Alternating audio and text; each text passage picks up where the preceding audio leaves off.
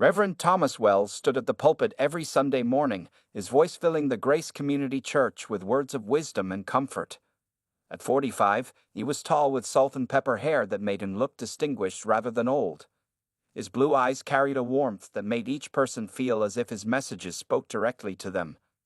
Truth is the foundation of all relationships, Thomas often preached. With God, with family, with community.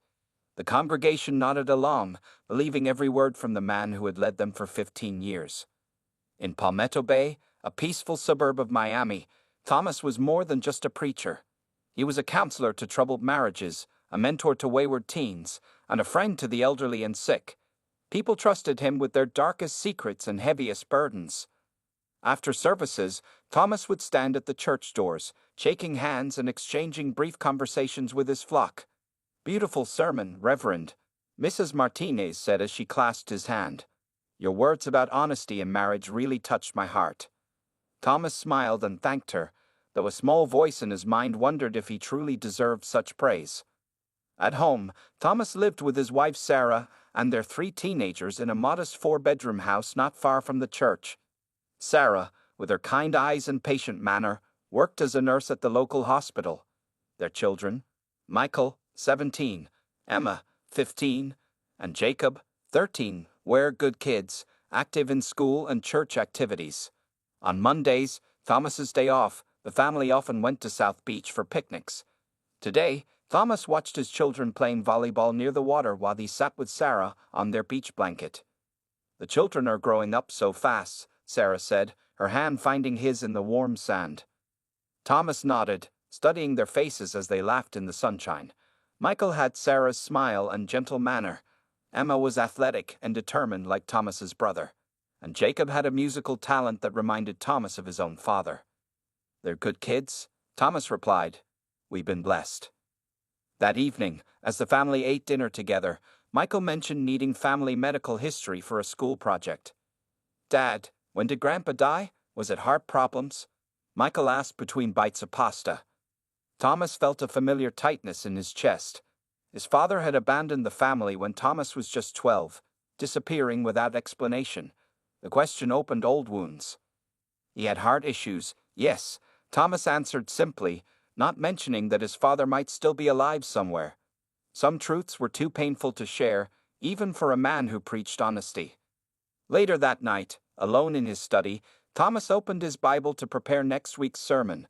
The words blurred before him as doubts crept in, doubts about his faith that had been growing stronger recently. How could he guide others when his own belief wavered? How could he preach about family values when his own family history was so broken? Thomas closed the Bible and looked at the family photo on his desk. His smiling wife and children looked back at him, trusting and innocent. They believed in him completely. The weight of their trust pressed down on him. Outside his window, Miami's night sky was clear with stars that seemed to question him silently. Thomas sighed and turned back to his Bible, determined to find answers for his congregation, even as his own questions multiplied in the quiet of his heart. 2 weeks after the beach day, Sarah sat at the kitchen table with a worried look on her face. Thomas entered the room and immediately noticed something was wrong. "What is it?" he asked, pouring himself a cup of coffee. "The doctor called about my blood tests," Sarah said. "Nothing serious, but he wants me to come in for more tests. Something about unusual genetic markers they found." Thomas sat down beside her and took her hand. "I'll go with you." The next day, they sat in Dr. Patel's office, a small room with medical diplomas covering one wall and family photos on the desk.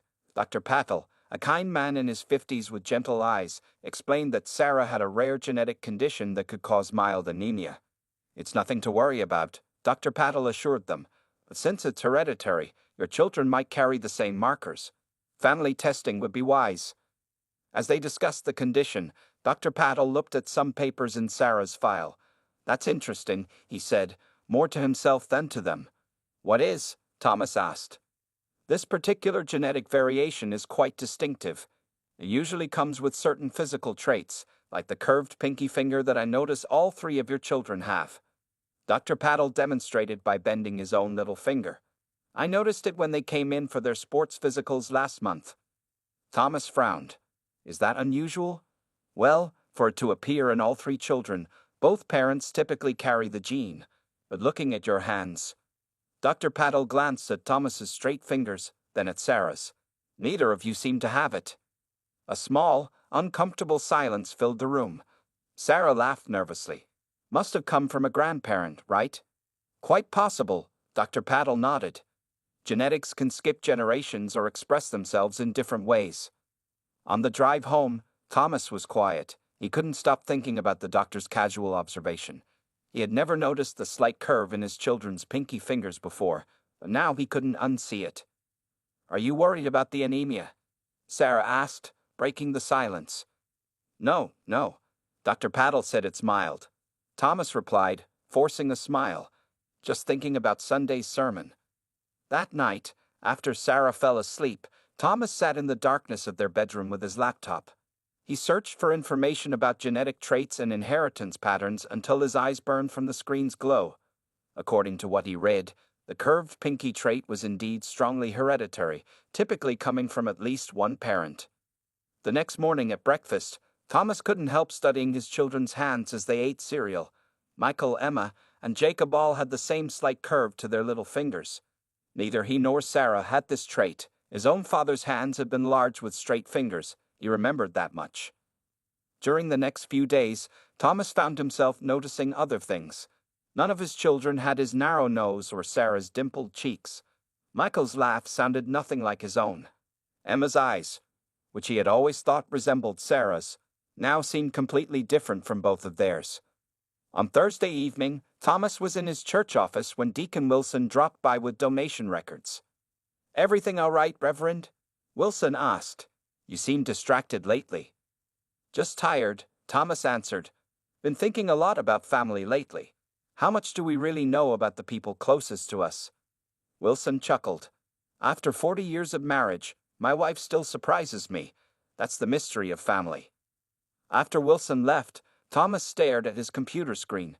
His sermon for Sunday was half finished, the cursor blinking accusingly at him. The topic was honesty as the foundation of faith. The irony wasn't lost on him. Thomas closed his laptop and instead pulled out his phone. He opened the browser and typed, "At-home DNA testing kits near me." His finger hovered over the search button for several seconds before he finally pressed it, feeling as if he was crossing a line he could never return from. 3 days later, a small package arrived at Thomas's church office. He quickly tucked it into his drawer when he heard a knock at the door.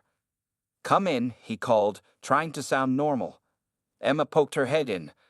"Dad, Mom said to remind you about dinner at the Rodriguez's tonight." "Thanks, sweetheart," Thomas said, forcing a smile. After Emma left, Thomas locked his office door and opened the package. Inside were 5 DNA test kits, each with simple instructions and color-coded tubes. The company promised fast results and complete privacy. Thomas stared at the kits, his hands shaking slightly. "This is wrong," he whispered to himself. "I should trust my family." But the curved pinky fingers and Dr. Paddle's casual remark kept returning to his mind. Thomas slipped the package into his briefcase and headed home. That evening at dinner with the church board member's family, Thomas watched his wife laugh and tell stories. Sarah looked beautiful in her blue dress, her eyes bright as she described a patient's recovery at the hospital. Could this woman, this partner of 20 years, be hiding something so enormous? "Thomas, you're quiet tonight," Mrs. Rodriguez noted as she passed him the bread basket. "Just thinking about Sunday's sermon," Thomas replied, his standard excuse lately. "What's the topic?" Mr. Rodriguez asked. "Truth and reconciliation," Thomas answered. The irony made his stomach twist. Later that week, Thomas found his chance when Sarah took the kids shopping for school supplies. Alone in the house, he moved quickly, swabbing the insides of his own cheeks first. Then he collected samples from Sarah's hairbrush and the children's toothbrushes. He felt like a thief in his own home, stealing DNA instead of valuables. "What am I doing?" he muttered as he sealed the samples in their tubes. But he couldn't stop now. That afternoon, Thomas mailed the package from a post office across town. The clerk told him results would come back in 10 to 14 days. For Thomas, it felt like waiting for a jury's verdict. During those 2 weeks, Thomas threw himself into his work. He visited more sick church members than usual, counseled 3 couples in crisis, and organized a youth retreat. Anything to keep busy, to stop the thoughts swirling in his head. His sermons changed, too. Without fully realizing it, Thomas began speaking more about forgiveness, about how humans make terrible mistakes. "We are all broken vessels," he told his congregation that Sunday. "Even those who seem most whole may have the deepest cracks." Mrs. Martinez caught him after service. "Powerful words today, Reverend. It's like you could see right into my soul." Thomas nodded, wondering what secrets this kindly grandmother might be keeping. Were all families built on hidden truths? The thought both troubled and comforted him. At home, Thomas noticed himself watching Sarah more closely. Did she look nervous when he mentioned his father? Was there a moment of hesitation when Michael asked about family traits for a biology project? Perhaps he was imagining things, seeing guilt where there was only innocence. Thomas prayed each night for the test results to prove him wrong, to show he was being paranoid and untrusting. 12 days after mailing the samples, Thomas's phone buzzed with an email notification. The subject line read, "Your DNA test results are ready." Thomas stared at his phone, suddenly afraid to open the message. For a moment, he considered deleting it unread. They could continue as they always had, a happy family built on whatever foundation lay beneath. His finger hovered over the notification. Outside his office window, the Miami sun shone brightly on the church garden where he had baptized dozens of children, including his own. With a deep breath, Thomas tapped the email and began to read the truth that would change everything. Thomas sat alone in his church office, the afternoon sun casting long shadows across the room. His laptop screen glowed with information that made his world spin. The DNA results were clear and devastating. Thomas was not the biological father of Michael, Emma, or Jacob. "This can't be right," he whispered, scrolling through the data again. The science was explained in simple terms even he could understand. The probability of paternity, 0%, for all 3 children. Thomas leaned back in his chair, feeling as if the air had been sucked from the room. 20 years of marriage. 3 children he had bathed as babies, taught to ride bikes, and prayed with every night. None of them were his, at least not by blood. The report contained another shocking detail. The biological father of all 3 children shared certain genetic markers with Thomas himself.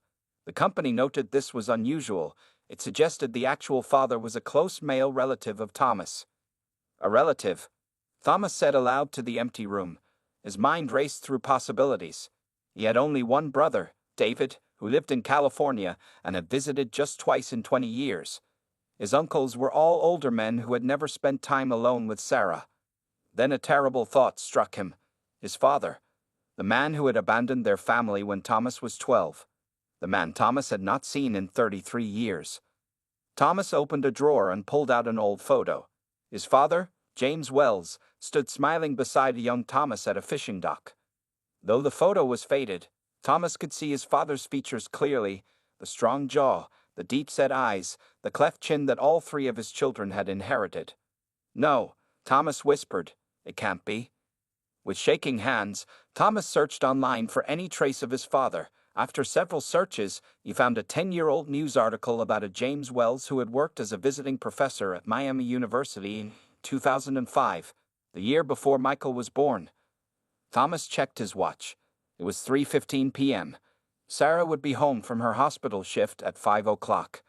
The children were at various after-school activities. He had less than 2 hours to find more answers. He drove to his mother's assisted living facility across town. At 78, Eleanor Wells remained sharp-minded though her body was failing. Thomas found her in the community garden, her wheelchair parked beside a rose bush. "Thomas, what a lovely surprise," she said, her face lighting up. Then her smile faded. "What's wrong, son? You look like you've seen a ghost." "Mom," Thomas said, sitting on a bench beside her, "I need to ask you something important. When's the last time you saw Dad?" Eleanor's expression changed, hardening slightly. "You know, I haven't seen James since he left us." "Are you sure?" Thomas pressed. "Maybe 15, 20 years ago." His mother looked away. "Why are you asking about him now?" "Please, Mom. It's important." Eleanor sighed. "He came here once, about 20 years ago. Said he was teaching in Miami for a semester. Wanted to make amends, whatever that means after abandoning your family." Thomas felt his heart racing. Did he ask about me? Did you tell him where I lived? Of course I did, Eleanor said. I thought you deserved the chance to confront him if you wanted to. He said he might reach out to you. She paused. He never did he? Thomas shook his head slowly. He asked about your wife too, Eleanor continued. I showed him your wedding photo. He seemed interested that you had married a nurse. Did he? Thomas swallowed hard. Did he mention knowing Sarah before? Eleanor frowned. No. Why would he? She studied her son's face. Thomas, what's going on? Thomas couldn't bring himself to say the words. Instead, he patted his mother's hand gently. Nothing, Mom. Just trying to understand some family history. As Thomas drove home, pieces began falling into place. His father had been in Miami around the time each of his children was conceived. Sarah had often worked night shifts at the hospital during those years. There had been plenty of opportunity for something. Thomas parked in his driveway, seeing his home with new eyes. The family photos on the walls, the children's height marks in the kitchen doorway, the marriage certificate framed in the hallway, all of it now seemed like props in a play where he'd never known the real script. He checked his watch again. 4:45 p.m. Sarah would be home any minute. Thomas sat in the kitchen, the DNA test results printed and sitting on the table before him, waiting for the woman he had loved and trusted to explain how his father had fathered his children. Sarah's car pulled into the driveway at 5:10 p.m. Thomas heard the familiar sound of her keys jingling as she entered through the side door. He remained seated at the kitchen table, the papers spread before him, his hands folded as if in prayer. Thomas, you're home early, Sarah called, setting down her nursing bag. She walked into the kitchen and stopped when she saw his face. What's wrong? Thomas said nothing at first. He simply pushed the papers toward her. Sarah glanced down, confusion crossing her features before recognition dawned. The color drained from her face. What is this? She whispered, though her eyes told Thomas she already knew. DNA test results, Thomas replied, his voice steadier than he expected. I am not the biological father of our children. Sarah sank into the chair across from him. Thomas, I can explain. Can you? His voice rose slightly. Can you explain how my father, Sarah, is the biological father of Michael, Emma, and Jacob? Sarah's hands trembled as she covered her mouth. Tears filled her eyes. For several long moments, the kitchen was silent except for the tick of the wall clock and Sarah's shaky breathing. I never meant for this to happen, she finally said. Any of it. When? Thomas asked. When did you meet my father? Sarah wiped her eyes. 22 years ago. Before I met you. I was a new nurse at Miami General. James was admitted with chest pains. Nothing serious, but he was charming, attentive. I was young, only 23. He never mentioned he had a son. Thomas felt as if he were listening to a story about strangers. You had an affair with him. A brief relationship, Sarah corrected. 3 months. Then he said he was moving on to teach somewhere else. I never expected to see him again. Then you met me, Thomas said flatly. Sarah nodded. At the church volunteer day, I had no idea you were related to James. Your last name is common enough, and you never talked about your father. When did you realize? Thomas demanded. When did you know you had dated my father? Sarah looked down at her hands. 2 years after we were married, at your cousin's wedding. Your mother showed me old family photos, and there he was. James Wells. I nearly collapsed when I saw him. Thomas stood up and paced the kitchen. 2 years into our marriage, you discovered you had dated my father before me, and you said nothing? Sarah's tears fell freely now. I was terrified of losing you. James and I were over long before I met you. I loved you, Thomas. I still do. But the children, Thomas said, his voice breaking. Michael was born after you knew, then Emma and Jacob. How is James their father? Sarah's face crumpled in shame. He came back to Miami when we had been married about 5 years. He found me at the hospital, said he'd learned I had married his son. He wanted to reconnect. Thomas felt physically ill.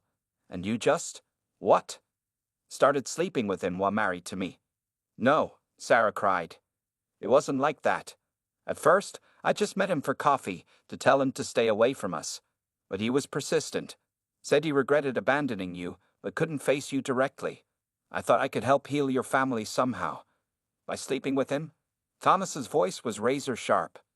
It happened 3 times over 10 years, Sarah whispered. I was weak. Each time I hated myself afterward. Each time I swore it would never happen again. She looked up at Thomas. I know it's unforgivable. Thomas stared at the woman he had shared his life with for 2 decades. The mother of 3 children he had raised as his own. His partner in ministry and life. Did you ever love me at all? He asked, his voice hollow. Every day, Sarah said, reaching for his hand. Thomas, you have to believe me. I've loved you every single day of our marriage. Those moments with James were my greatest sin, my deepest shame. Thomas pulled his hand away. A car door slammed outside, Michael returning from baseball practice. In moments, their oldest son would walk through the door, expecting his normal family life to continue.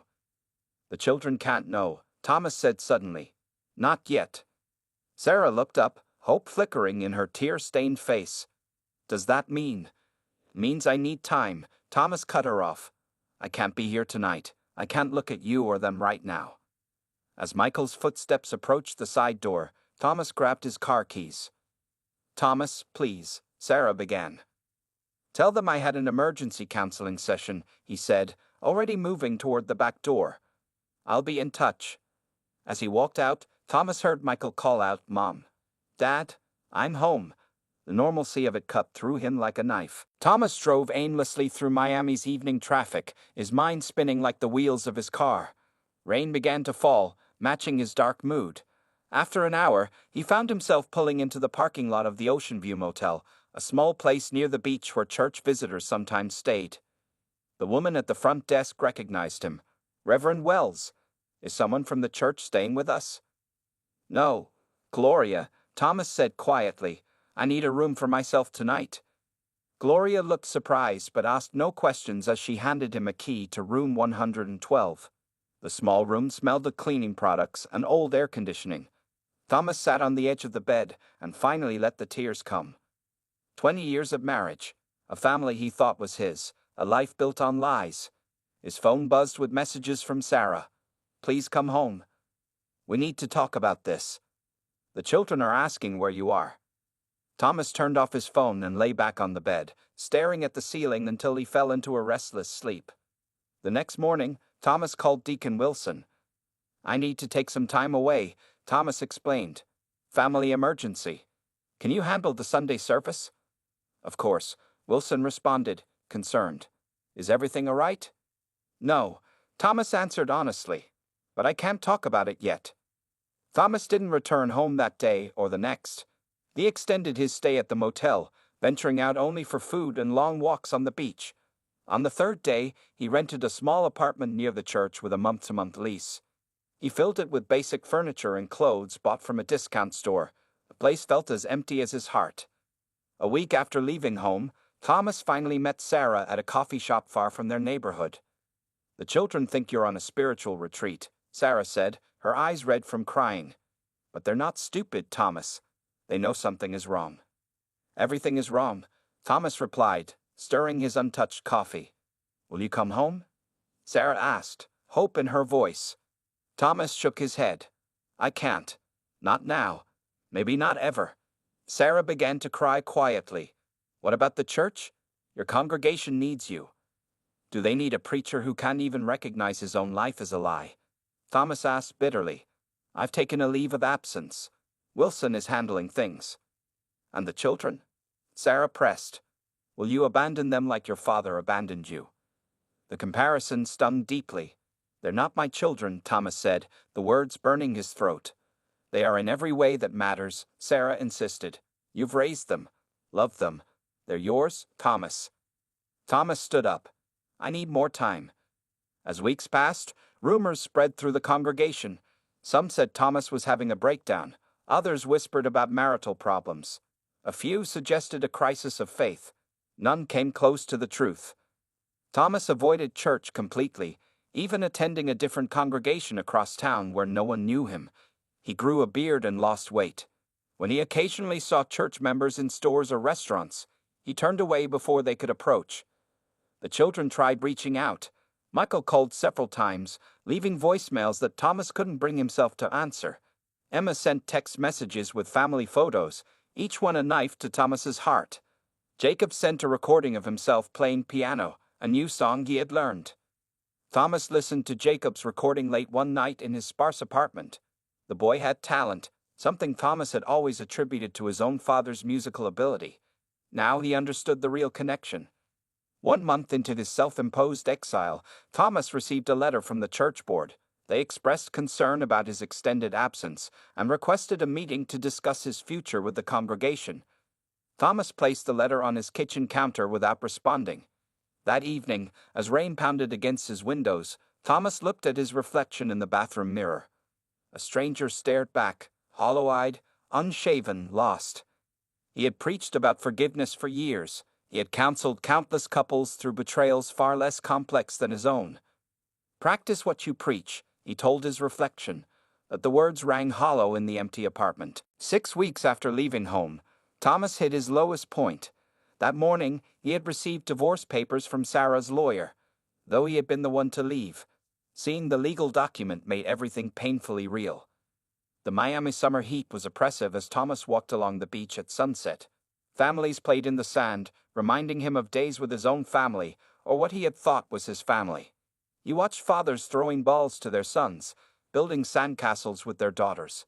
Had any of them discovered their children weren't biologically theirs? Did any of them carry the weight he carried?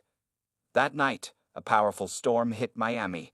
Lightning flashed across the sky as Thomas strode through the rain. He had no destination in mind, yet somehow found himself parking outside Grace Community Church. The building was dark and empty. Using his key, Thomas let himself in, water dripping from his clothes onto the tiled floor. The sanctuary was silent except for the drum of rain on the roof and the occasional rumble of thunder.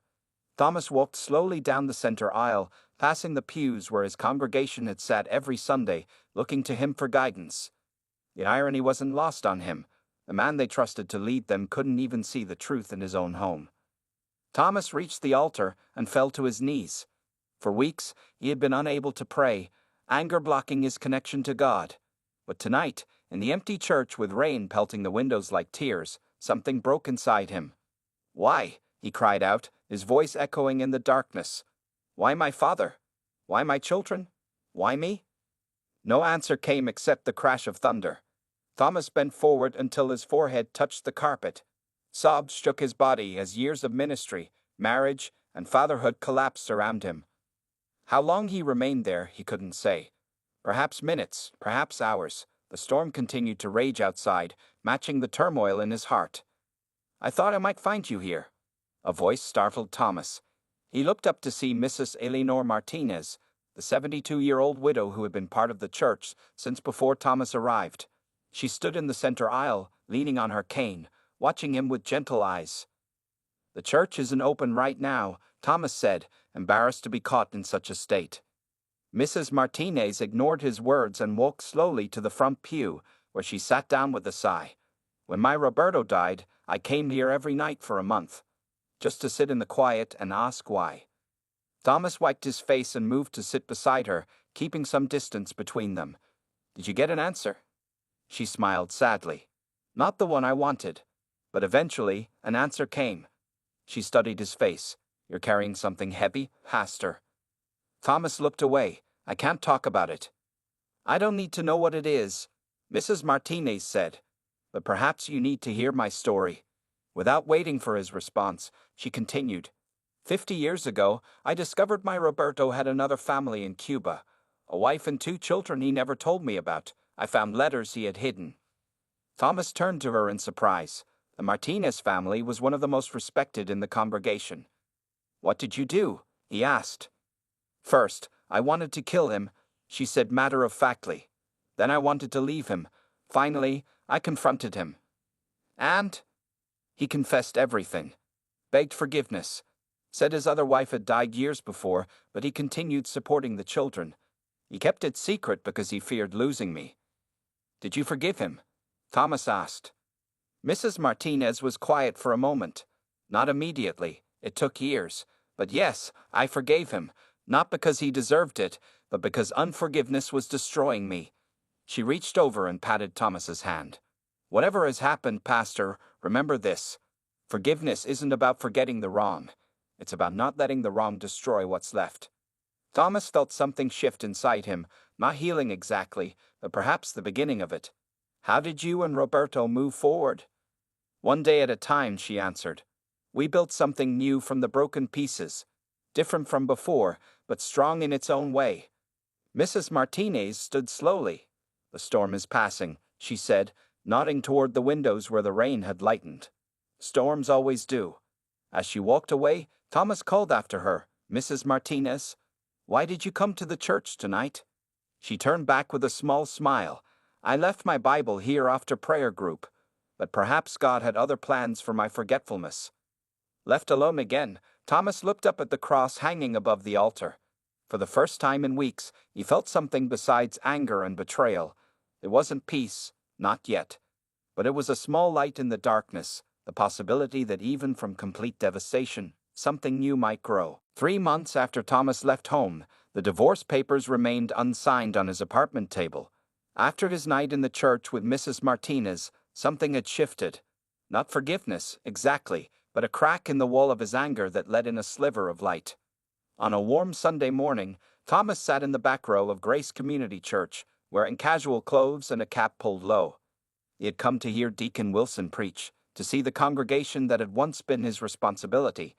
Many people glanced his way, but few recognized their former pastor with his beard and thinner frame. After the service, Thomas lingered in the parking lot, leaning against his car. He watched families emerge from the church doors, chatting and planning Sunday lunches. His family was not among them. Sarah had started taking the children to a church across town to avoid gossip. Not hard enough, apparently. Thomas replied with a small smile. Wilson studied him. You look terrible. Thanks for the encouragement. Wilson nodded. They've been asking questions, especially Michael. I'm not their biological father, Thomas said, the words still painful to speak aloud. My own father is. To Wilson's credit, his expression showed only momentary shock before returning to calm concern. That's a heavy burden, my friend. Sarah and I can't go back to what we were, Thomas continued. Too much damage, but the children shouldn't suffer for our mistakes. What will you tell them? Wilson asked. The truth, a version they can understand. Thomas looked out the window. I've been so angry about what was taken from me that I forgot what I still have. The next day, Thomas met Sarah at a family counselor's office. It was the first time they had seen each other in over a month. She looked thin and tired, but there was determination in her eyes. Thank you for coming, Thomas said formally as they sat in the waiting room. Are you sure about this? Sarah asked. Telling them? Thomas nodded. They need to know why their family has fallen apart. Not every detail, but enough. The counselor, Dr. Rees, helped them plan how to tell the children in an age-appropriate way. For Jacob, the youngest at 13, they would explain simply that Thomas was not his biological father, but would always be his dad.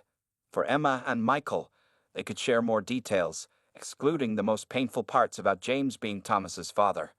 A week later, the family gathered in Dr. Rees' office. The children entered cautiously, eyeing Thomas with a mixture of hurt and hope. Dad? Emma said tentatively. Are you coming home? Thomas felt his heart break all over again. Not yet, sweetheart. There's something important Mom and I need to talk to you all about. What followed was the hardest conversation of Thomas's life. Dr. Rees guided them gently, helping with words when Thomas or Sarah faltered. The children's reactions varied from shock to tears to anger, with questions Thomas wasn't always prepared to answer. So you're not really our dad? Jacob asked, his voice small. Thomas moved to kneel before his youngest son. Biology doesn't make a father, Jacob. I've been your dad from the day you were born, and I always will be. As painful as the conversation was, something unexpected happened. For the first time in months, Thomas felt the weight on his chest lighten slightly. The truth, even a difficult truth, brought a kind of freedom. In the weeks that followed, the family began therapy, Thomas and Sarah separately, and the children both individually and as a group. Thomas moved to a larger apartment with a spare bedroom so the children could stay with him on weekends. One Sunday morning, 2 months after telling the children, Thomas stood before his congregation again. His leave of absence had officially ended. He looked different now, thinner, with touches of new gray in his hair, his eyes carrying a depth they hadn't before. "Today," he began, looking out at the familiar faces, "I want to talk about rebuilding after devastation." His sermon wasn't perfect. His voice cracked at times. But as Thomas shared his journey, not the private details, the struggle with broken trust and the slow path toward healing, he saw heads nodding. Many in the pews had faced their own versions of betrayal and loss. Sometimes, Thomas concluded, we must let go of the life we plan to embrace the life that awaits us. It may not be what we expected. It may not be what we wanted. But with faith and courage, it can still be beautiful. After the service, as Thomas stood at the church doors, Mrs. Martinez took his hands in hers. "Welcome back to the land of the living, Pastor," she said with a knowing smile. "The storm has passed." Thomas nodded, knowing she was right. The rain had stopped, though the ground remained wet. New growth was possible now, different from before, but perhaps stronger for having weathered the storm.